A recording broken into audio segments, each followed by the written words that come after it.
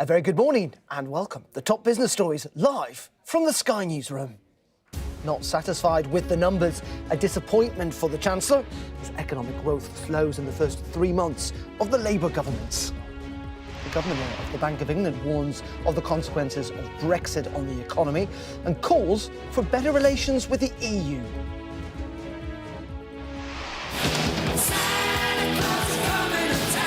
And yes, I know it's mid-November, but I'll be explaining why the Santa business is booming this Christmas.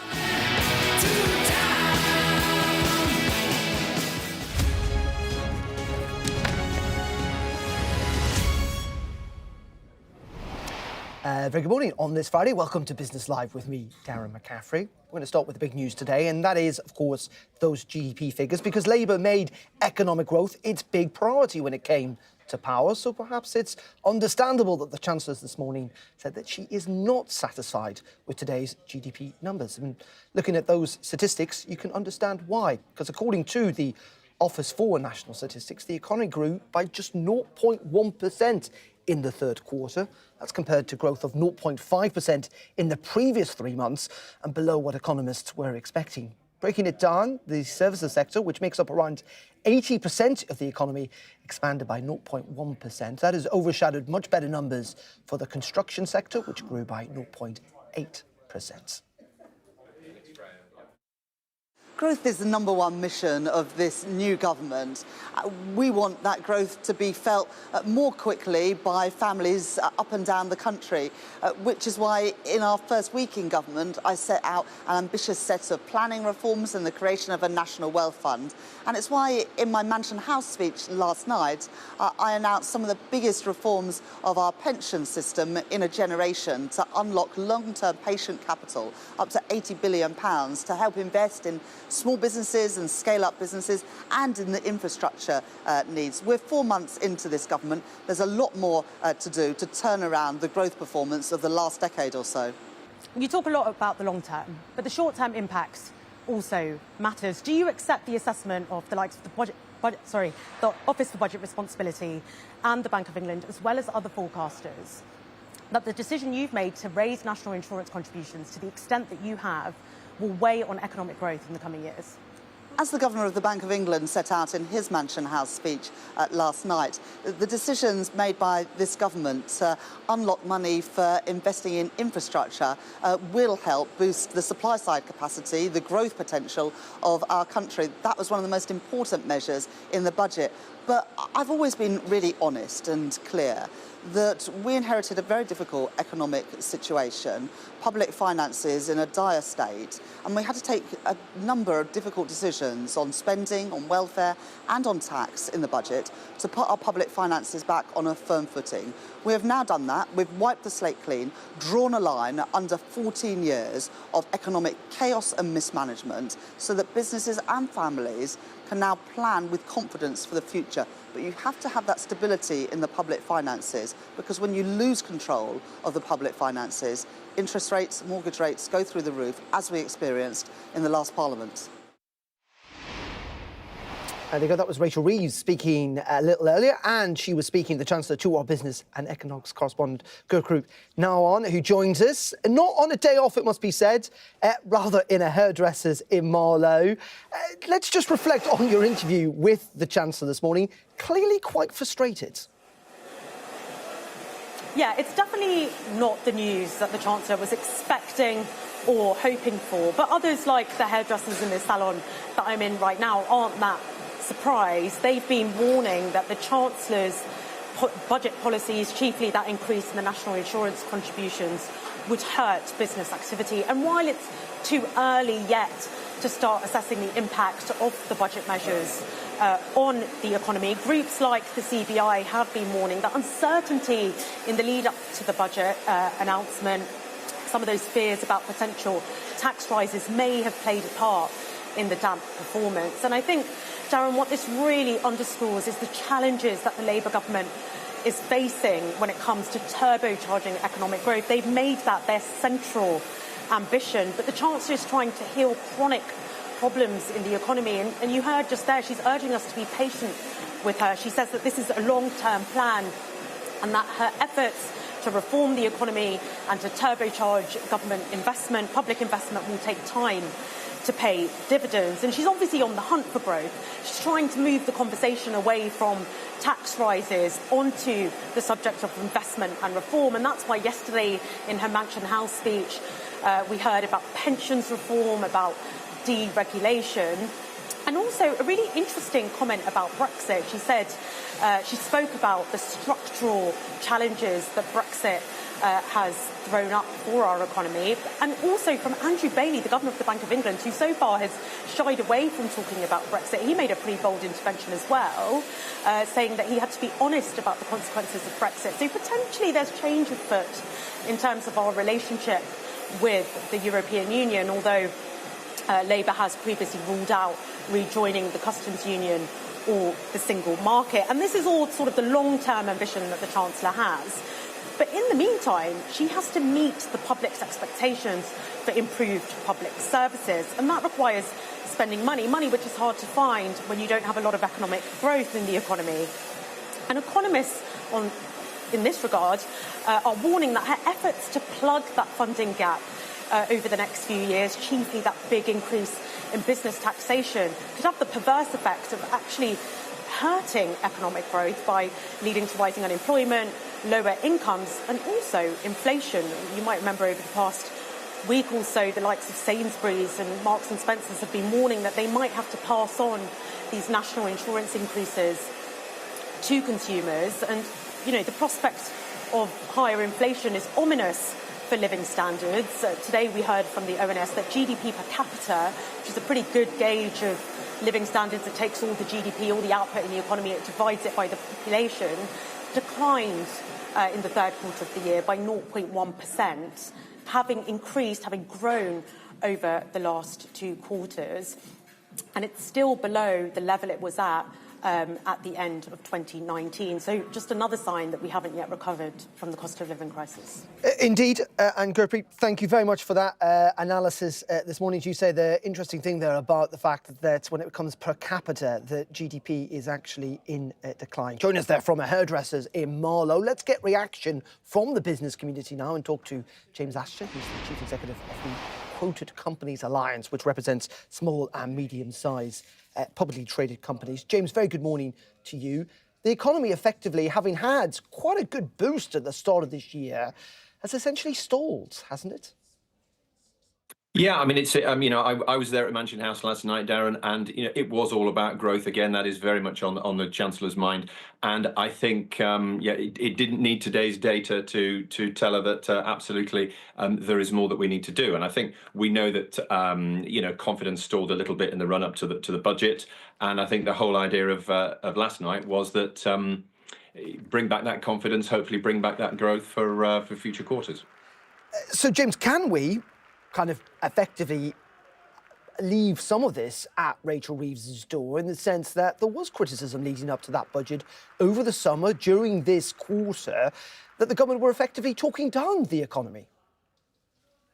I mean, look, I think there are a whole range of factors. I think there was an awful long lead time up to that budget, and so there was a lot of dead air, if you like, and nature abhors a vacuum. I think, as she said in your VT just now, that they're 4 months in, and they're trying to plan for the long term, for 5 or 10 years in government. And so, I think there have been, some questions, about the short term, about, the business community adjusting to this whole new government.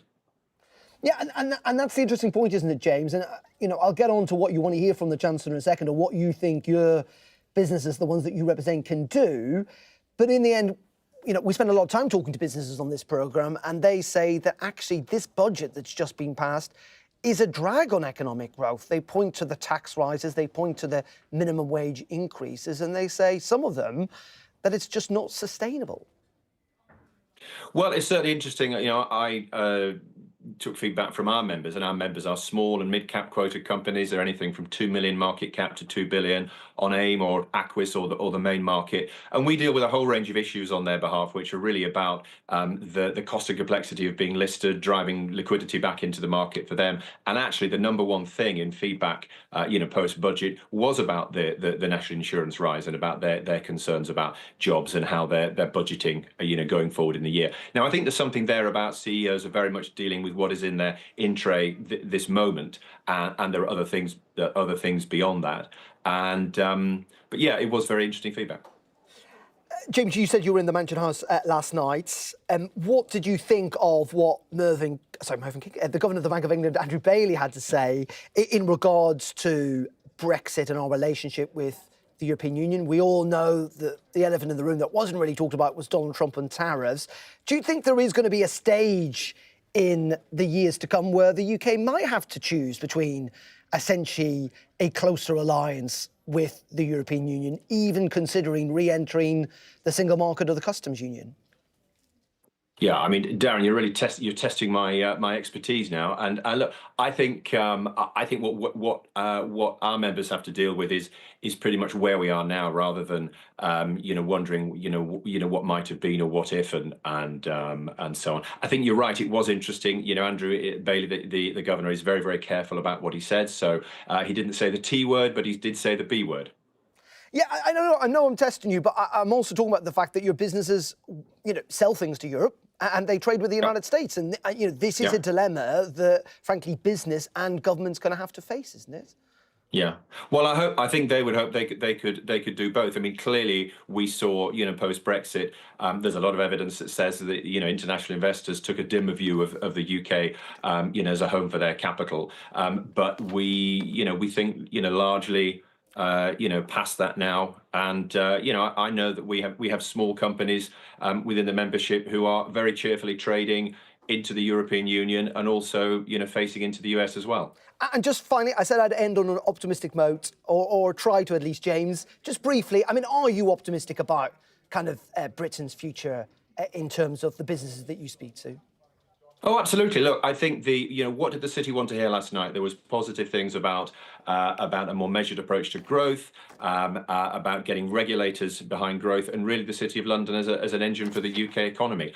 I think the pension reform, which we haven't really touched on, is a huge piece of work, and really we hope this is a catalyst for getting capital back behind the smaller companies that are embedded in the local economies, all over the UK. These are the ones that suffered when UK equities, when investors swung out of UK equities. So we really want to see those funds swung back in. And look, Darren, the Chancellor wants growth, and I'm confident that our QCA members can help to deliver that. OK, good stuff. James, really appreciate your time this morning. Thank you very much indeed. That's James Ashton joining us. Thank you.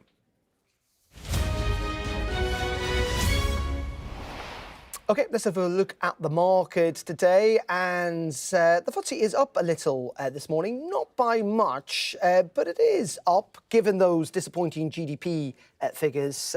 I say up 0.12%. It's been weighed down, though, by essentially the pharma companies, particularly shares in AstraZeneca and GSK, both down today. Now, why is that? Clearly, it's on the news that Donald Trump has picked the vaccine skeptic Robert F. Kennedy to be his health secretary. It's weighing on lots of pharma across the world, those two big ones here in the UK. In Asia, it finished a mixed picture as markets followed a cooling of the Trump effect on the Wall Street. In Europe, stocks also opens a little lower today, but as I say, a bit of a mixed bag. And on the currencies, and again, the GDP figures don't seem to have weighed that much on sterling. It was down a little this morning, but it's bounced back against the dollar, down a fraction against the euro. And if we have a look at oil, a Brent crude is down again below $72 a barrel.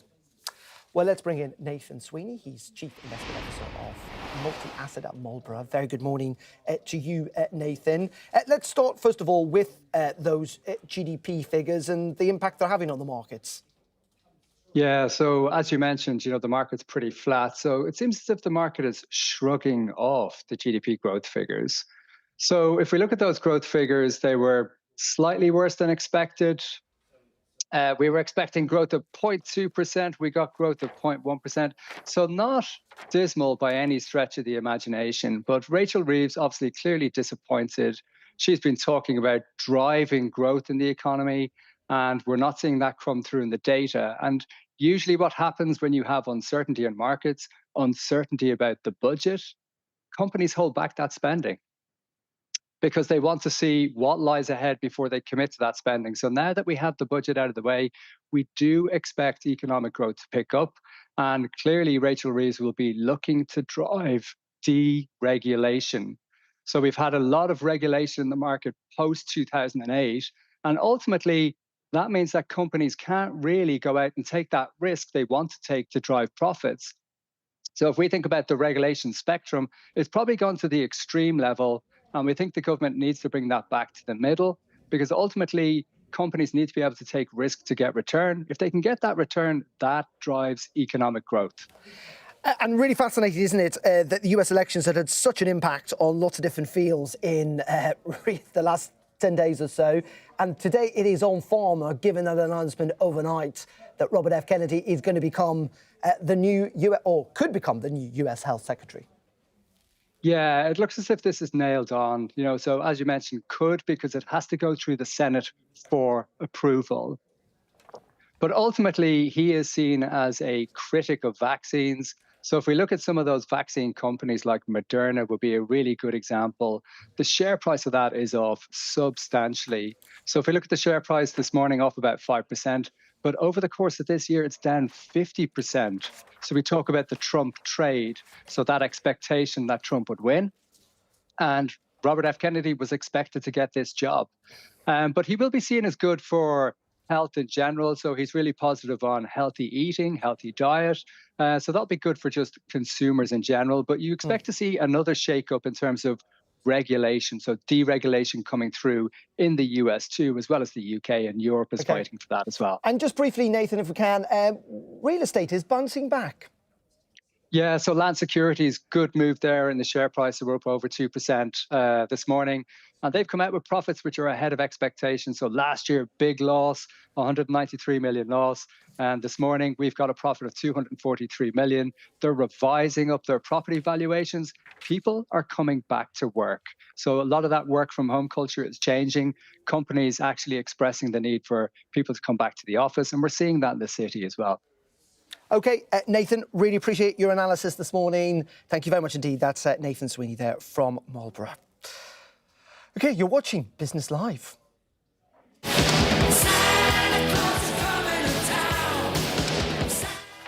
You won't want to miss this. He's making a list, he's checking it twice. We'll be explaining why Santa is so important to retailers this year. Stay tuned for that.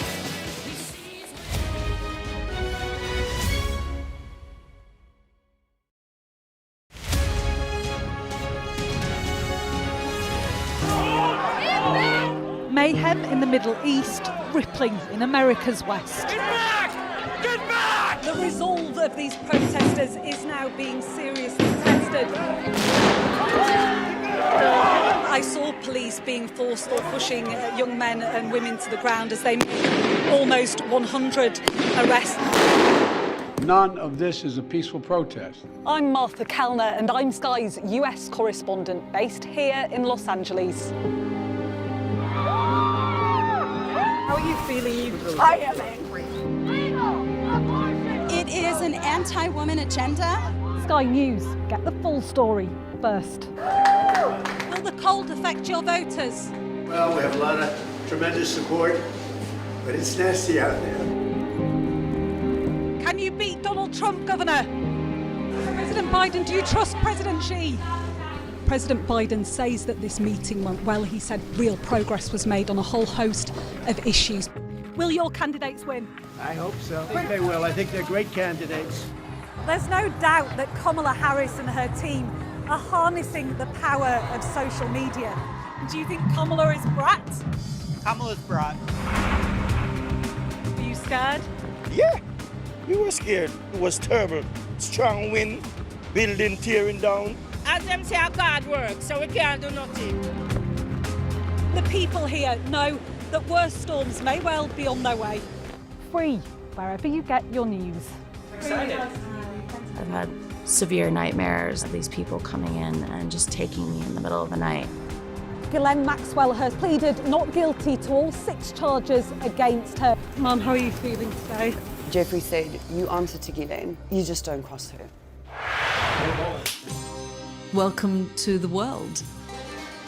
Our new podcast, starting now. It's very exciting. Every week, we'll be reporting from the world's trouble spots. We get to hold those in positions of power accountable, and we get to ask the questions that the audience, the listeners, want to know about. And that's why it is so important that people tune in, come along for the road, come along for the journey. It'll be fun.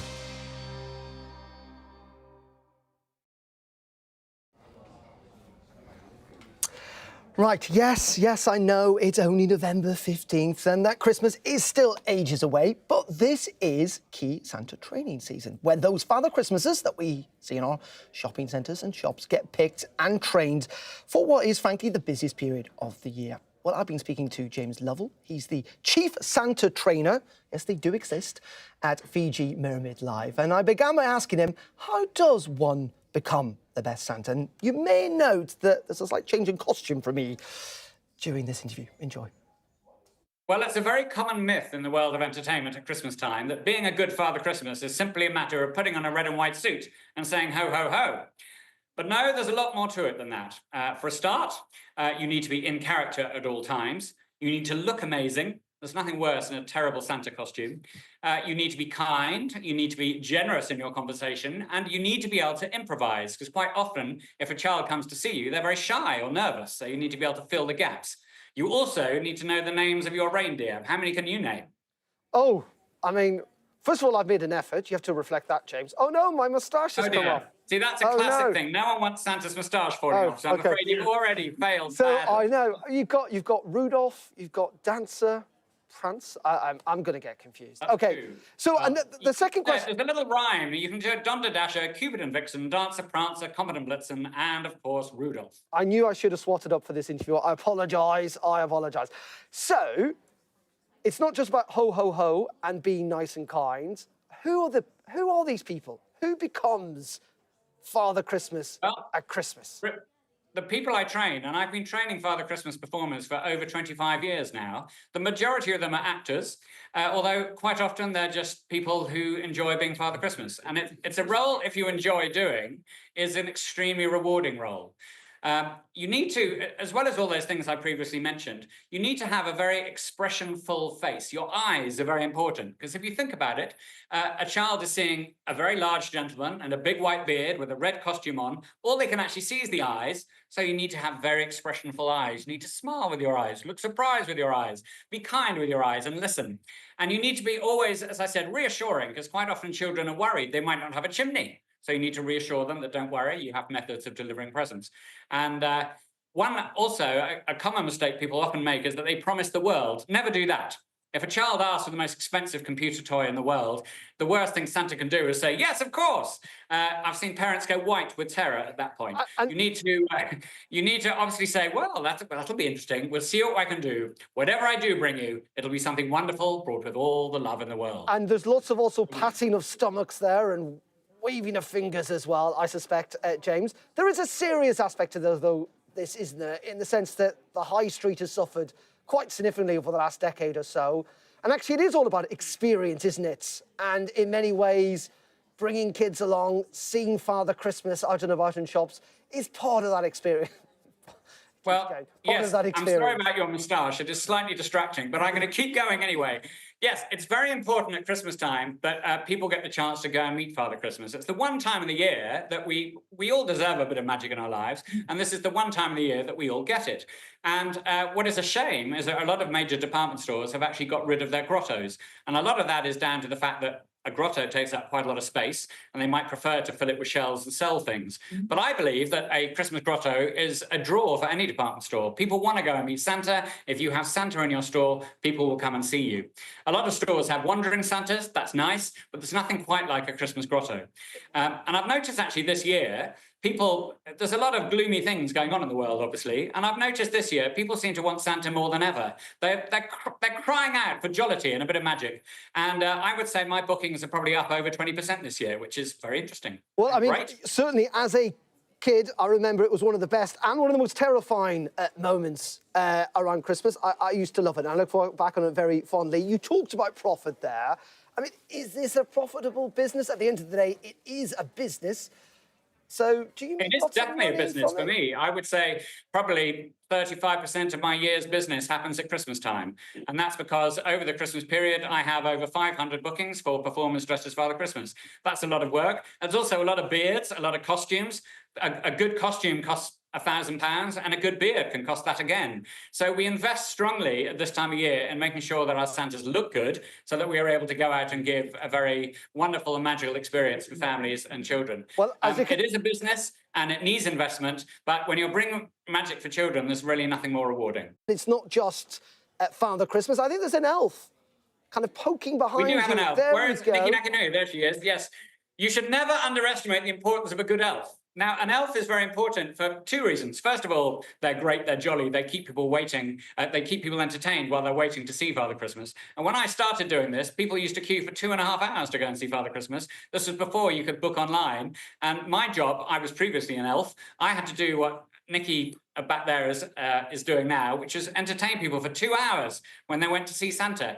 So that is important, but also an elf is like your private detective. She'll find out salient facts like a child's name, a child's age, maybe what they want for Christmas, and be able to tell Santa, just tip him off, just to remind him. Obviously, Santa knows because he knows what everybody wants for Christmas, but he occasionally needs reminding. And the elf will remind him so that when the child comes in, Santa can say, "Hello, George, how lovely to see you again." And we'll know what they want for Christmas, which is very important. OK, and James, if this all goes awry, if I've got a chance to be a father, what's the best? Teach me a lesson, I suppose. What's important? Well, I'd like you to be jolly. You might need a bit of padding, which is good. It's a sad time when I have to tell somebody they don't need padding anymore, but lucky for you, you do need padding. You need to hugely improve your beard and moustache, I'm afraid. If we put you in a good costume and we gave you a good beard, you're jolly. That's the main thing. That's great. But let's start with the basics. Give me a ho, ho, ho. After 3, I'm going to ask you to say ho, ho, ho. We'll see how you match up, and then I might get the real one behind me to give it a go too. So after 3, here we go. 1, 2, 3. Ho, ho, ho. Very good. That was funny because it just blew off mid ho, ho, ho. Now, let's hear how the pros do it. Father Christmas, after 3. 1, 2, 3. There you go. Merry Christmas to one and all. Yeah, it is only November 15th, but, you know, it is key Santa training season, as you can see. I think there is little doubt that I won't be called up at any time soon. But there you go. That was the chief Santa trainer for those Father Christmases we see in supermarkets and shopping centres up and down the country. That is it from me on Business Live for now. I'll be back. I will be back, I promise, at 4:30 this afternoon with the very latest business news. Stay tuned, though, to Sky News, GDP figures and those pretty dire figures, actually top story coming up at midday. Do stay tuned for that. But from me, for now, have a very good afternoon. Thanks for watching.